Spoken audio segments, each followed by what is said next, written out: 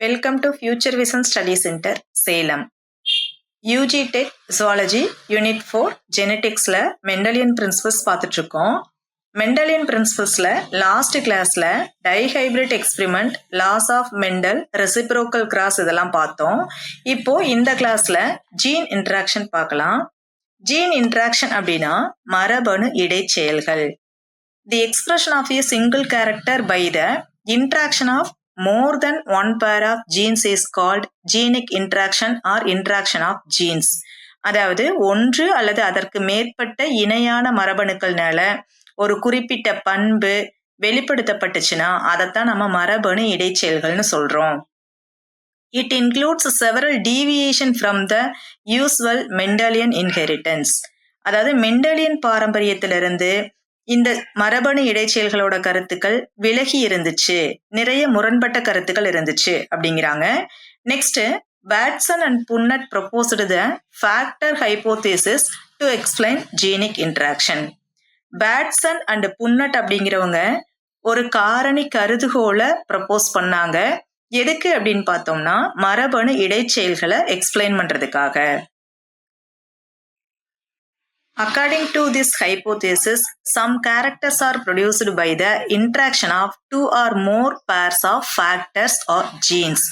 இந்த காரணி கருதுகோளின்படி சில கேரக்டர், சில பண்புகள் இரண்டு அல்லது அதற்கு மேற்பட்ட இணையான மரபணுக்கள்னால அல்லது காரணிகளோட இடைச்செயல்கள்னால இந்த சில பண்புகள் உருவாக்கப்பட்டுச்சு. The genic interaction of two types, namely மரபணு இடைச்செயல்கள் இரண்டு வகைப்படும். அவை non allelic gene interaction, allelic gene interaction. அதாவது அல்லீல்கள் அல்லாத மரபணுக்களுக்கு இடையேயான இடைச்செயல்கள், அடுத்தது அல்லீல்களுக்கு இடையேயான இடைச்செயல்கள். நெக்ஸ்ட், நான் அல்லீலிக் ஜீன் இன்டராக்ஷன்னா என்ன, அல்லீலிக் ஜீன் இன்டராக்ஷன்னா என்னன்னு பார்க்கலாம். The genic interaction occurring between the genes located in different locus of same chromosome or different chromosome is known as non-allelic gene interaction.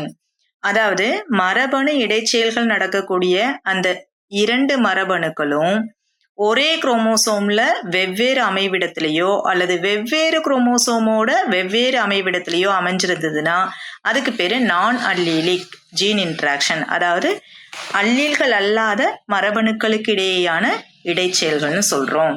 The genic interaction between the two alleles of a single locus is known as allelic gene interaction. மரபணு இடைச்செயல்கள் நடக்கக்கூடிய ரெண்டு மரபணுக்களுமே ஒரே அமைவிடத்தில் அமைஞ்சிருந்ததுன்னா அதுக்கு பேரு allelic gene interaction. சில முக்கியமான மரபணு இடைச்செயல்கள் இங்க கொடுக்கப்பட்டிருக்குது. அதுல நான் அல்லீலிக் ஜீன் இன்டராக்ஷனுக்கு ஒரு சில எக்ஸாம்பிளும் அல்லீலிக் ஜீன் இன்டராக்ஷனுக்கு ஒரு சில எக்ஸாம்பிளும் கொடுத்திருக்காங்க. என்னன்னு பார்க்கலாம். இப்போ நான் அல்லீலிக் ஜீன் இன்டராக்ஷன்ல ஃபர்ஸ்ட் ஒன் காம்ப்ளிமெண்டரி ஜீன், அதாவது நிரப்பு மரபணுக்கள். சப்ளிமெண்டரி ஜீன்ஸ் துணை மரபணுக்கள். டூப்ளிகேட் ஜீன்ஸ் நகல் மரபணுக்கள். எபிஸ்டாசிஸ் அப்படின்னா மறைத்தல் பாரம்பரியம், மறைத்தல் மரபணு. அடுத்தது லீத்தல் ஜீன் அப்படின்னா கொல்லி மரபணு. நெக்ஸ்ட், அல்லீலிக் ஜீன் இன்டராக்ஷனுக்கு ஒரு சில எக்ஸாம்பிள் கொடுத்திருக்காங்க. அதாவது அல்லீல்களுக்கு இடையேயான மரபணு இடைச்செயல்கள். அதுக்கு எக்ஸாம்பிள் பாருங்க. கம்ப்ளீட் டாமினன்ஸ் முழு ஓங்குதன்மை, இன்கம்ப்ளீட் டாமினன்ஸ் முழுமையற்ற ஓங்குதன்மை, அதை பிளெண்டிங் இன்ஹெரிட்டன்ஸ்னு சொல்றோம். அடுத்து கோடாமினன்ஸ் இணை ஓங்குதன்மை, பிளியோட்ரோபிசம் பல்பண்பு கூறுத்தன்மை, பெனட்ரன்ஸ் அப்படின்னா ஊடுருவுதல் பாரம்பரியம், எக்ஸ்பிரசிவிட்டி வெளிப்படுத்தல் பாரம்பரியம். Next, cumulative genes or multiple genes or polygenes, அதாவது பல்கூட்டு அல்லீல்கள். இதெல்லாம் அல்லீலிக் ஜீன் இன்டராக்ஷனுக்கு எக்ஸாம்பிள். ஃபர்ஸ்ட், காம்ப்ளிமெண்டரி ஜீன்ஸ், அதாவது நிரப்பு மரபணுக்கள். Complementary genes may be defined as two or more non-allelic dominant genes interact with one another to produce a character, but one gene cannot produce that character in the absence of the other.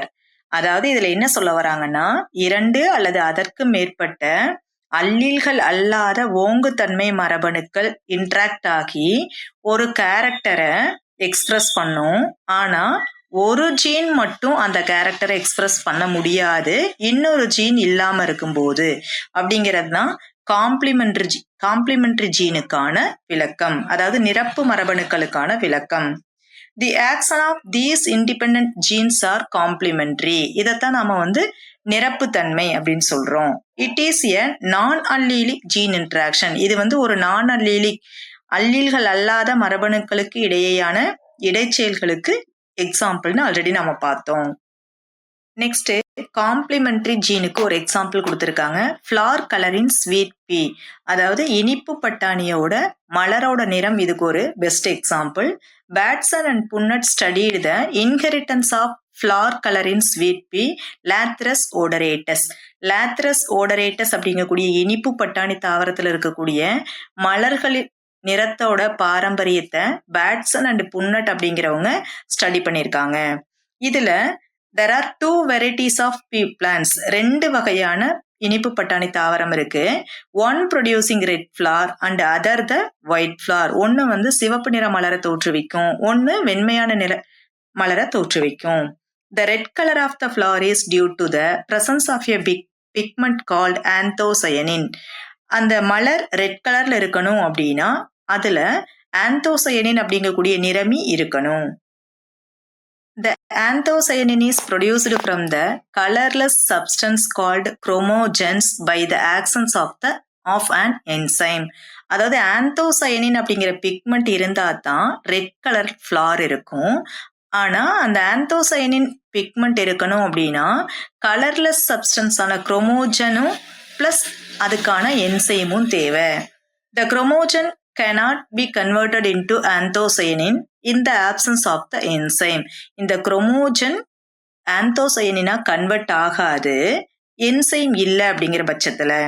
Thus, for the production of red color, both chromogen and enzyme should be present in the plant. அப்ப red கலர்ல flower இருக்கணும் அப்படின்னா கண்டிப்பா குரோமோஜன் அப்படிங்கிற பிக்மெண்ட்டும் வேணும், plus அதுக்கு தேவையான என்சைமும் வேணும். Next, thus for the production of red color, both chromogen and enzyme should be present in plant. அதாவது ரெண்டுமே தேவை அப்படிங்கிறத லாஸ்ட் பாயிண்ட்ல பார்த்தோம். In the absence of the enzyme, the red color cannot be produced. Absence of enzyme இல்லை அப்படின்னா கண்டிப்பா red colour அப்படிங்கிறது ப்ரொடியூஸ் ஆகாது. A dominant gene C is responsible for the production of chromogen. When this gene is recessive small c, the chromogen cannot be produced. அதாவது குரோமோஜன் அப்படிங்கக்கூடிய pigment produce ஆகணும் அப்படின்னா dominant Jeena இருக்கணும், கேபிட்டல் சியா இருக்கணும். அதுவே அந்த ஜீன் ரெசசிவ் ஜீனா இருந்தா, ஸ்மால் சியா இருந்தா குரோமோஜன் கண்டிப்பா ப்ரொடியூஸ் ஆகாது. Similarly, another dominant gene capital A is responsible for the production of enzyme which convert the chromogen into anthocyanin. அதே மாதிரி டாமினன்ட் ஜீனான கேபிட்டல் ஏ இருந்தா தான் என்சைம் ப்ரொடியூஸ் ஆகும். அந்த என்சைம் தான் குரோமோஜனை ஆந்தோசைனினா கன்வெர்ட் பண்ணும். அப்போ அந்த டாமினன்ட் ஜீன் ஏ ரெசசிவா இருக்கும் பட்சத்துல when this gene is recessive small a, the enzyme cannot be produced and thus chromogen cannot be converted into anthocyanin. அதாவது டாமினன்ட் ஜீன் கேபிட்டல் ஏவா இல்லாம ரெசசிவ் ஜீன் ஸ்மால் ஏவா இருந்துச்சு அப்படிங்கிற பட்சத்துல என்சைம் ப்ரொடியூஸ் ஆகாது. அப்போ குரோமோஜன் ஆந்தோசைனினா கன்வெர்ட் ஆகாது. அப்போ ஜீன் கேபிட்டல் சி அப்படின்னா குரோமோஜன், ஜீன் கேபிட்டல் ஏ அப்படின்னா என்சைம். அதுவே ஜீன் ஸ்மால் சி அப்படின்னா recessive gene, gene small A அப்படின்னா recessive gene of enzyme. Chromogen plus enzyme ரெண்டும் சேர்ந்துதான் ஆந்தோசயனின் அப்படிங்கிற பிக்மெண்ட்டை ப்ரொடியூஸ் பண்ணும். அப்பதான் ரெட் கலர்ல இருக்கக்கூடிய ஸ்வீட் பீ பிளான்ட் நமக்கு கிடைக்கும். Next, red flower is produced by the interaction of both dominant gene capital A and capital C and capital A. Capital C or capital A cannot give red color independently. அதாவது red flower produce ஆகணும் அப்படின்னா dominant gene capital சியும் dominant gene capital ஏவும், அதாவது இது குரோமோஜன் பிக்மெண்ட்டுக்கான gene, இது என்சைமுக்கான gene, இந்த ரெண்டுமே இருந்தா தான் ரெட் ஃபிளார் ப்ரொடியூஸ் ஆகும். டாமினன்ட் ஜீன் சி மட்டுமோ அல்லது டாமினன்ட் ஜீன் ஏ மட்டுமோ இருந்துச்சு அப்படின்னா கண்டிப்பா ரெட் கலர் அப்படிங்கிறது இண்டிபெண்டா ப்ரொடியூஸ் பண்ண முடியாது. A homozygous white flowered sweet pea plant capital C small a அதாவது white colored sweet pea plantum crossed with another white flowered sweet pea plant கூட cross பண்ணப்படும் பொழுது the F1 plants have red colored flower. இப்போ இந்த ரெண்டு white coloured flower பிளான்ட்டும் cross பண்ணப்படும் பொழுது நமக்கு F1 பிளான்ட் எல்லாமே நமக்கு ரெட் கலராக தான் கிடைக்குது. இப்போ பாருங்க, ஒரு பேரண்ட் பிளான்ட் ஒயிட் கலர் அப்படின்னா ஹோமோசைகஸ் ஒயிட், அதுவே இன்னொன்னும் ஒயிட் கலர் அப்படிங்கிற பட்சத்துல இங்க என்சைம் டாமினண்டா இருக்குது, ஆனா குரோமோஜன் பிக்மெண்ட் ரெசசிவா இருக்கு. அப்ப இதனோட கேமிட் எப்படி பிரியும் அப்படின்னா capital C small A, small C capital A. அப்ப இதனோட F1 பிளான்ட் எல்லாமே எப்படி ஃபார்ம் ஆகும்? கேபிட்டல் சி ஸ்மால் சி, அடுத்தது கேபிட்டல் ஏ ஸ்மால் ஏ. இப்போ F1 பிளான்ட் நமக்கு எப்படி கிடைக்குது அப்படின்னா ரெட் கலர். ஏன் ரெட் கலர்னு சொல்றோம் அப்படின்னா குரோமோஜனுக்கான டாமினன்ட் ஜீன் கேபிட்டல் சியும் இருக்கு, என்சைமுக்கான டாமினன்ட் ஜீன் கேபிட்டல் ஏவும் இருக்கு. அப்ப ரெண்டும் இருந்துச்சு அப்படின்னா அந்த ஃப்ளார் எப்படி இருக்கும்? ரெட் கலர்டு பிளான்ட்டா இருக்கும் அப்படின்னு சொல்றாங்க. அதுதான் ரெண்டு ஒயிட் கலர்டு பிளான்ட்டை கிராஸ் பண்ணும் பொழுது நமக்கு F1 பிளான்ட் எப்படி கிடைக்குது அப்படின்னா ரெட் கலர்டு ஃப்ளாரா கிடைக்குது. Next, when the F1 red hybrid plant capital C small c capital A small a are crossed in F1 red and white are produced in the ratio of 9:7. அதாவது F1ல கிடைச்ச red hybrid பிளான்ட்டை அதே red hybrid plant கூட cross match பண்ணும் பொழுது நமக்கு இந்த gamete எப்படி பிரியும் அப்படின்னா அந்த புன்னட் ஸ்கொயர் பாக்ஸில் போடுறதுக்கு தகுந்த மாதிரி நம்ம கேமிட்டை எப்படி நம்ம பிரிச்சுக்குவோம் அப்படின்னா கேபிட்டல் சி கேபிட்டல் ஏ, அடுத்தது capital C small A, next small C capital A, அடுத்தது ஸ்மால் சி ஸ்மால் ஏ. இந்த மாதிரி ஒரு பேரண்டோட கேமிட்டே 4 பிரியும் பொழுது இதே மாதிரி இன்னொரு பிளான்ட்டோட கேமிட்டு 4 பிரிஞ்சு நம்ம அந்த புன்னட் ஸ்கொயரை வச்சு நாம கிராஸ் மேட்ச் பண்ணி பார்க்கும் பொழுது நமக்கு எந்த மாதிரி ரிசல்ட் ரேசியோ கிடைக்குது அப்படின்னா 9:7 அப்படிங்கக்கூடிய ரேசியோவில் F1 ஹைபிரிட் பிளான்ட்டை கிராஸ் பண்ணும் பொழுது நமக்கு கிடைக்குது. Next, both the non allelic genes capital C and capital A are complementary in nature. அதாவது வெவ்வேறு அமைவிடத்துல இருந்தாலும் இந்த டாமினன்ட் ஜீன் கேபிட்டல் சியும் டாமினன்ட் ஜீன் கேபிட்டல் ஏவும் நிரப்பு மரபணுக்களா இருக்கு. In the absence of either one or both of the complementary genes, white flowers are produced. அதாவது இதுல ஏதாவது ஒரு காம்ப்ளிமெண்டரி ஜீன் இல்லைனாலும் ரெட் கலருக்கு பதிலாக என்ன கலர் ஃப்ளார் ப்ரொடியூஸ் ஆகுது அப்படின்னா ஒயிட் கலர் ஃப்ளார் ப்ரொடியூஸ் ஆகுது. நெக்ஸ்ட், சப்ளிமெண்டரி ஜீன் அதாவது துணை மரபணுக்கள்.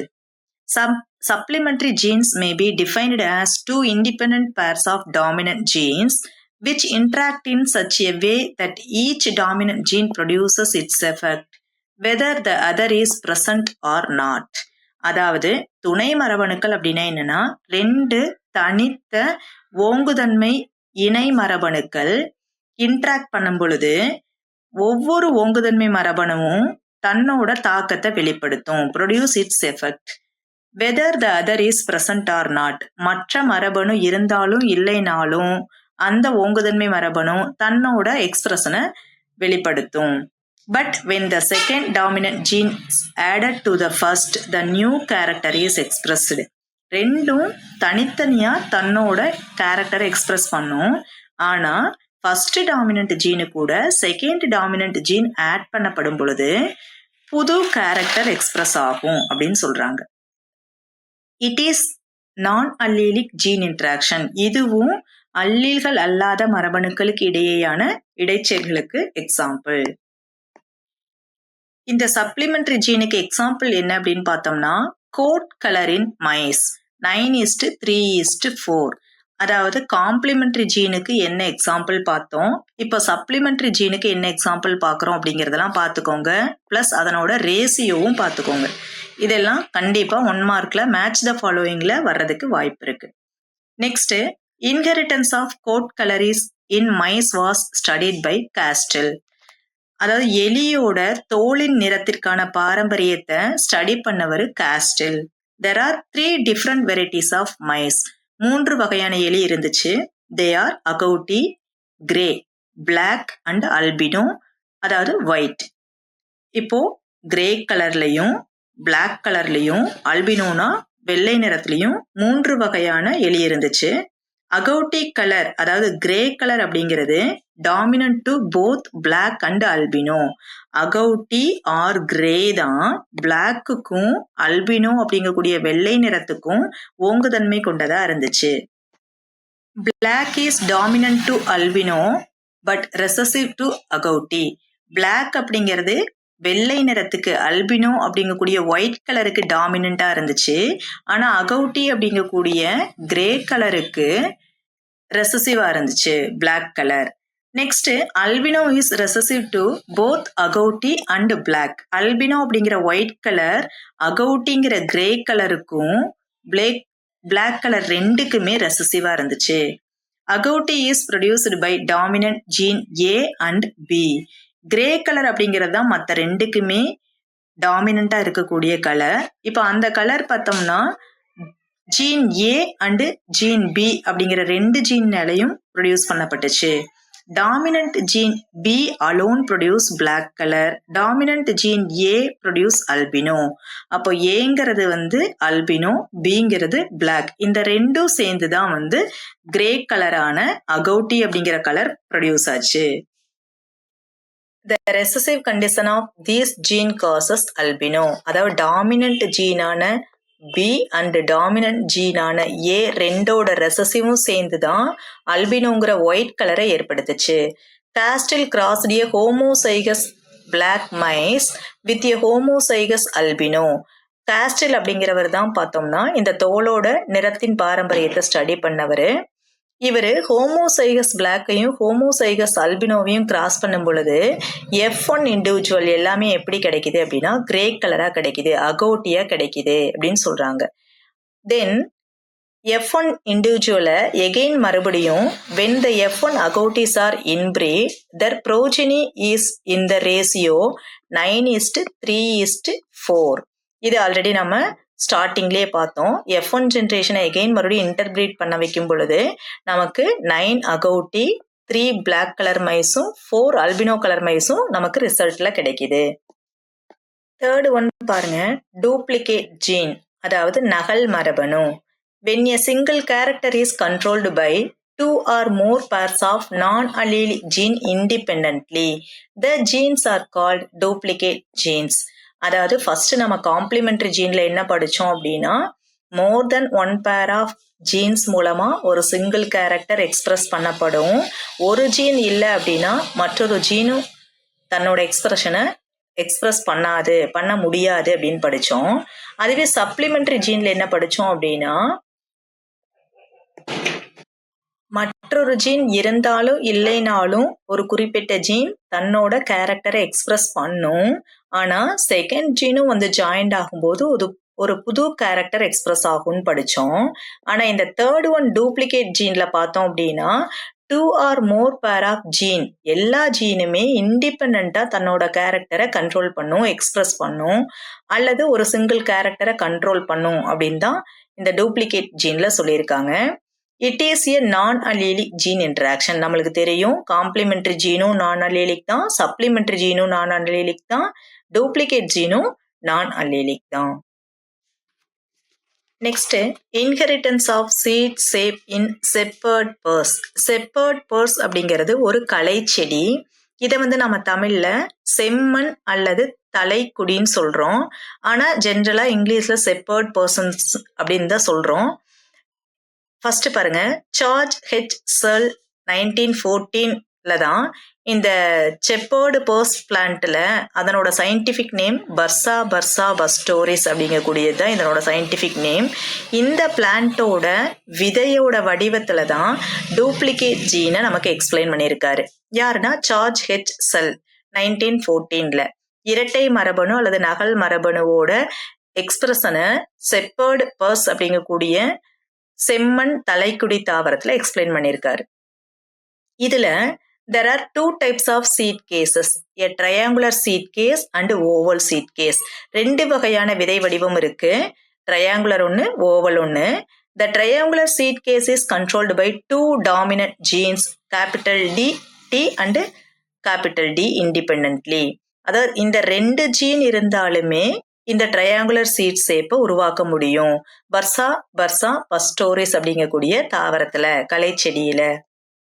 Any one dominant gene can produce triangular seed case. அதாவது இந்த ரெண்டு கேபிட்டல் டி கேபிட்டல் டி இந்த ரெண்டுல ஏதாவது ஒன்று இருந்தா கூட ட்ரையாங்குலர் ஷேப்ல சீடு இருக்கக்கூடிய ஒரு பிளான்ட் நமக்கு கிடைக்கும். அதுவே recessive gene small d and small d produce oval seed case. இப்போ இந்த ரெண்டு டாமினன்ட்டுமே ரெசசிவா இருந்து இதுல ஏதாவது ஒன்று இருக்கும் பட்சத்துல நமக்கு ஓவல் சீட் கேஸ் கிடைக்கும். When these two types of plants are crossed, the resulting F1 plants produce triangular seed case. இந்த ரெண்டு டைப்பான பிளான்ட்டையும் ப்ரொடியூஸ் பண்ணும் பொழுது, கிராஸ் பண்ணும் பொழுது நமக்கு ட்ரையாங்குலர் சீட் இருக்கக்கூடிய பிளான்ட் F1 ஜென்ரேஷன்ல கிடைக்குது. நெக்ஸ்ட் பார்த்தோம் அப்படின்னா when the F1 hybrids are salted, again மறுபடியும் கிராஸ் பண்ணப்படும் பொழுது, இன்டர்பிரேட் பண்ணப்படும் பொழுது the F1 plant triangular seed and oval seed cases are, அதாவது ட்ரையாங்குலரும் ஓவல் சீட் பிளான்ட்டும் நமக்கு எந்த ரேசியோவில் கிடைக்குது அப்படின்னா 15:1 அப்படிங்கிற ரேசியோவில் கிடைக்குது. ஓகே, நெக்ஸ்ட் இந்த டாபிக்ல இருக்கக்கூடிய ஒரு சில MCQ பார்த்துடலாம். ஃபர்ஸ்ட் ஒன் பாருங்க, complementary genes show interaction between. Complementary gene அப்படிங்கிறது நான் அல்லீலிக் ஜீன்ஸ்ல நடக்கக்கூடிய இன்ட்ராக்ஷன் தான். So answer non allelic gene interaction. Second one பாருங்க, in mice agouti coat colour is example of. அதாவது மைஸ்ல அகௌட்டினா கிரே கலர்னு படித்தோம். இது எதுக்கு எக்ஸாம்பிள் அப்படின்னா சப்ளிமெண்டரி ஜீன்ஸுக்கு தான். ஏன்னா சப்ளிமெண்டரி ஜீன்ஸுக்கு எக்ஸாம்பிள் தான் அகௌட்டி, கிரே கலர் இருக்கக்கூடிய கிரே, பிளாக், ஒயிட் அப்படிங்கக்கூடிய அல்பினோ கலர் இருக்கக்கூடிய மைஸை எக்ஸாம்பிளாக படித்தோம். டூப்ளிகேட் ஜீனுக்கு எதை எக்ஸாம்பிளாக படித்தோம் அப்படின்னா செப்பர்டு பர்ஸ் அப்படிங்கக்கூடிய ஒரு களை செடியை எக்ஸாம்பிளாக படித்தோம். காம்ப்ளிமெண்டரி ஜீனுக்கு ஸ்வீட் பீ, லாத்திரஸ் ஓடரேட்டஸோட அந்த red colour flower, white colour flower எக்ஸாம்பிளாக படித்தோம். அப்போ அகௌட்டி, மைஸ் அப்படிங்கிறது எக்ஸாம்பிள் எதுக்குன்னா சப்ளிமெண்டரி ஜீன்ஸுக்கு தான். தேர்ட் ஒன் பாருங்க, in duplicate genes, the presence of either dominant gene produce the same phenotype, hence the F2 ratio is. அதாவது டூப்ளிகேட் ஜீன்ல F2 ரேசியோ என்னன்னு படித்தோம், 15:1. 9:7 அப்படிங்கிறது காம்ப்ளிமெண்டரி ஜீனுக்கு தான் படித்தோம். அப்போ 15:1 அப்படிங்கிறது தான் டூப்ளிகேட் ஜீனோட F1 ரேஷியோ. இந்த ரேஷியோல இருந்து கண்டிப்பா கொஸ்டின்ஸ் வந்துகிட்டே இருக்கும். ஸோ இதை கண்டிப்பா ஞாபகம் வச்சுக்கோங்க. ஃபோர்த் ஒன் பாருங்க, in which type of gene interaction do two genes complement each other to produce a trait that neither can produce alone. அதாவது இது பார்த்தாவே உங்களுக்கு தெரியும், காம்ப்ளிமெண்டா இருக்கக்கூடிய ஜீன் இன்ட்ராக்ஷன் எது அப்படின்னா காம்ப்ளிமெண்டரி ஜீன் இன்ட்ராக்ஷன் தான். அதாவது ரெண்டு ஜீனும் இருந்தாதான் இது அதனோட ட்ரெயிட்டை, கேரக்டரை எக்ஸ்பிரஸ் பண்ணும்.